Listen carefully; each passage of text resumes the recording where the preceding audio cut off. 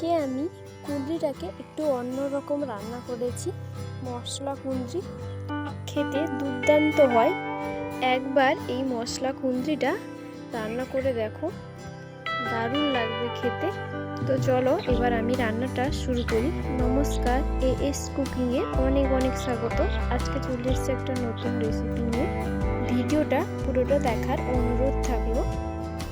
আমি এখানে কুঁদরি নিয়ে নিয়েছি আর কুঁদরিগুলোকে জলে ভালো করে ধুয়ে নিচ্ছি। কুঁদরিগুলোকে ভালো করে ধুয়ে নিয়েছি। এবার আমি কেটে নিচ্ছি কুঁদরিগুলোকে, 4 ফালি করে কেটে নিচ্ছি। তোমরা 2 ফালি করেও কাটতে পারো, আমি এখানে 4 ফালি করে কাটছি। আমার চ্যানেল এখনও সাবস্ক্রাইব করা না থাকলে চ্যানেলটি সাবস্ক্রাইব করার অনুরোধ থাকলো। একটি লাইক করতে ভুলো না কিন্তু। দেখতেই পাচ্ছ কুঁদরিগুলো কেটে নিয়েছি।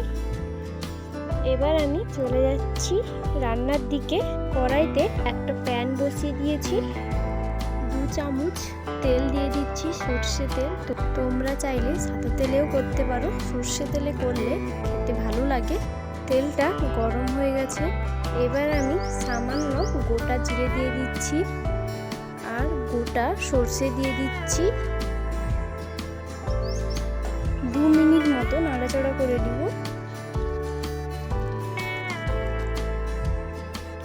এবার আমি কেটে রাখা কুঁদরিগুলোকে দিয়ে দিচ্ছি।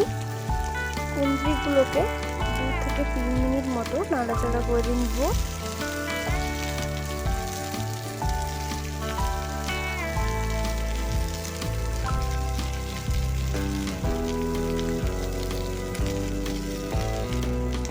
থেকে 3 মিনিট নাড়াচাড়া করার পর 1 চামচ লবণ দিচ্ছি আর 1/2 চামচ হলুদ গুঁড়ো দিচ্ছি।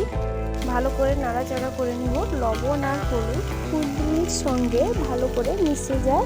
আবারও 2 থেকে 3 মিনিট মতো নাড়াচাড়া করে নিব।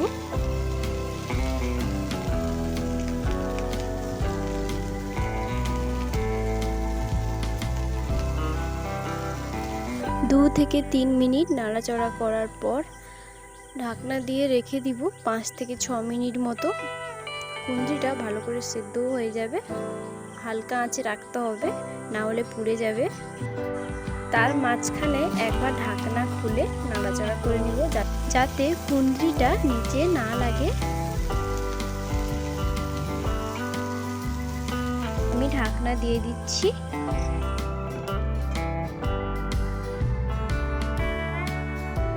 ফিরে এলাম 5 মিনিটের পর। এবার ঢাকনাটা খুলে একটু নাড়াচাড়া করে নিব। 1 থেকে 2 মিনিট মতো নাড়াচাড়া করার পর আমি লঙ্কা গুঁড়ো দিয়ে দিচ্ছি 1/2 চামচ, ধনে গুঁড়ো 1 চামচ। ভালো করে নাড়াচাড়া করে নিব।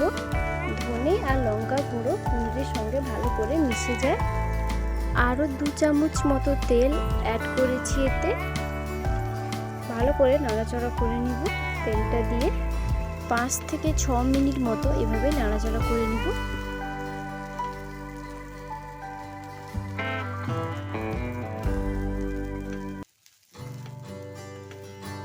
খুব কম উপকরণে তৈরি হয়ে গেল কুঁদরি মশলা। নিরামিষ দিনে এই মশলা কুঁদরিটা করতেই পারো। এবার আমাদের তৈরি হয়ে গেছে মশলা কুঁদরি। বাড়িতে একবার হলেও এই রেসিপিটা ট্রাই করবে, খেতে তো দুর্দান্ত হয়। আমার রেসিপিটা কেমন লাগলো অবশ্যই জানাবে কমেন্টে। আর তোমরা বাড়িতে একবার হলেও এই রেসিপিটা ট্রাই করবে। আর ভালো থাকবে। তোমাদের সঙ্গে দেখা হচ্ছে নেক্সট একটা রেসিপিতে। বাই।